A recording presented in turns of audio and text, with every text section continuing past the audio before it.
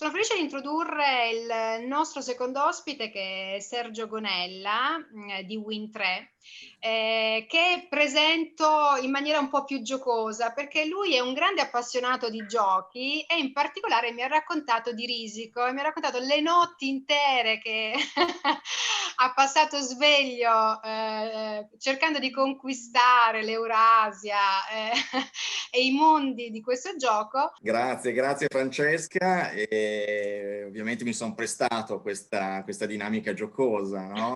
Questa Eh presentazione sì, un po' fuori dalle righe. assolutamente, anche perché Niente. dobbiamo giocare e dobbiamo metterci tutti in gioco dando Sì. l'esempio. Tu comunque nell'ambito del gioco hai portato avanti in questi anni una bella sfida, perché lavorando per Win3 3 anni fa hai seguito la più grande fusione del settore a livello europeo. Hai fatto un grande lavoro per cercare di unire queste due culture e il gioco ti è stato sicuramente molto d'aiuto.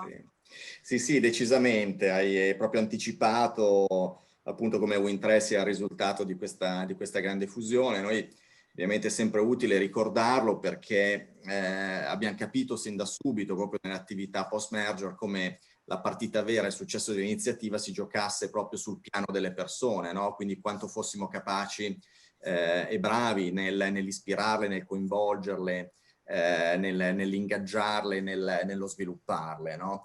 E quindi questo è stato, mettere le persone al centro è stato un po' il nostro mantra. Se guardiamo ad esempio gli ultimi 2 anni abbiamo sviluppato più di 50 iniziative di coinvolgimento delle persone con più di 60.000 ore di formazione.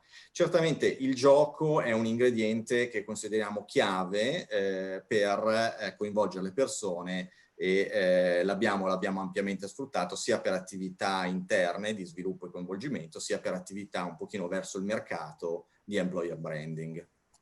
In particolar modo quest'anno avete fatto un bellissimo progetto in cui avete integrato appunto employer branding, recruiting e formazione con un gruppo di giovani talenti che avete portato in azienda. Questo programma è un programma di internship che si chiama On Stage, appunto diretto diciamo, alla popolazione degli young graduate che sviluppiamo ogni anno da 4 anni or sono.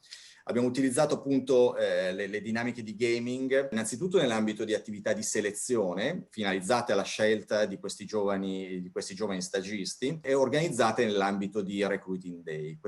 Diciamo, queste giornate inizialmente erano state previste in presenza, quindi nell'ambito di eventi fisici, e poi sono state, per via della pandemia, sono state, come dire, ricondotte su modalità virtuali.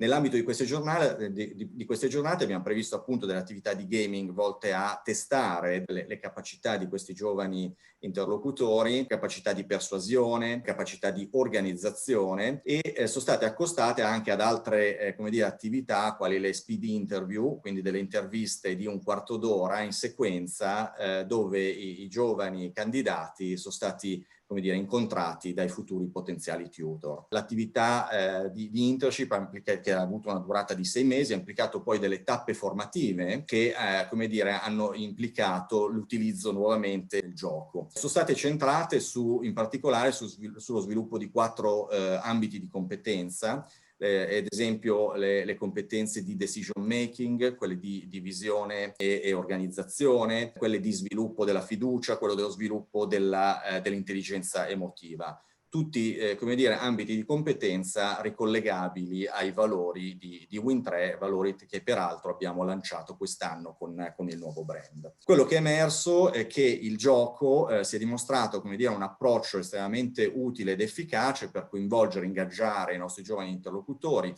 parlare la stessa lingua e farli sentire sempre al centro della scena. Certamente progetti di questo tipo hanno avuto anche un risvolto molto interessante per noi da un punto di vista di employer branding, perché ci hanno aiutato a posizionarci in modo molto fresco e innovativo. Ecco, un aspetto importante da dire è che questo progetto è stato sviluppato in partnership con Laborplay, che abbiamo il piacere di avere qui. Bene, grazie Sergio. Tra l'altro quest'anno è stato un anno di grandi sperimentazioni, perché dopo questo progetto molto interessante avete coinvolto tutti i vostri dipendenti, quindi 6.300 persone se non sbaglio, in un assessment sulle competenze digitali di tutte le persone in azienda, utilizzando sempre il gioco come metafora per fare questo lavoro, e adesso state facendo poi tutto il lavoro di formazione rispetto a quello che è emerso. Raccontaci anche questo progetto che è molto interessante. Sì, grazie Francesca. Questo hai citato uno dei progetti chiave di Win3 di quest'anno e dell'anno prossimo, un progetto che si chiama D-Factor, progetto di sviluppo del digital mindset di tutte le persone di Win3, che è stato sviluppato, che stiamo sviluppando in partnership con il MIP, appunto la Business School del Politecnico di Milano.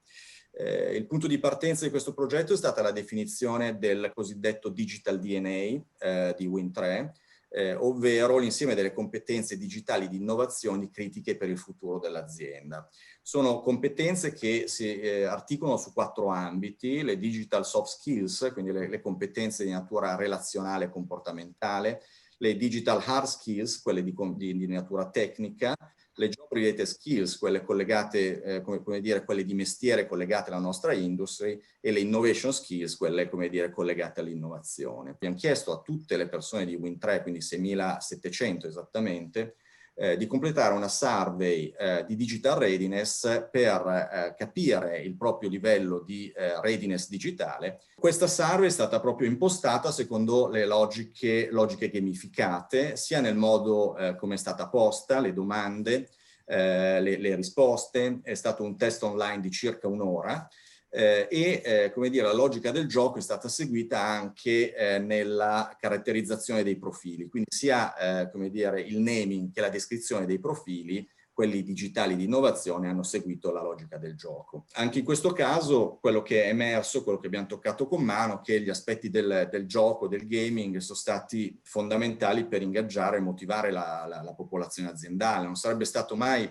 possibile senza queste logiche riuscire ad ottenere oltre il 90% di completamento della survey in solo 2 settimane. Quindi l'abbiamo fatto tra l'altro tra giugno e luglio, in piena come dire, pandemia, quindi senza neanche tutto il supporto del classico battage promozionale che si può fare in presenza con Certo. attività sulle sedi.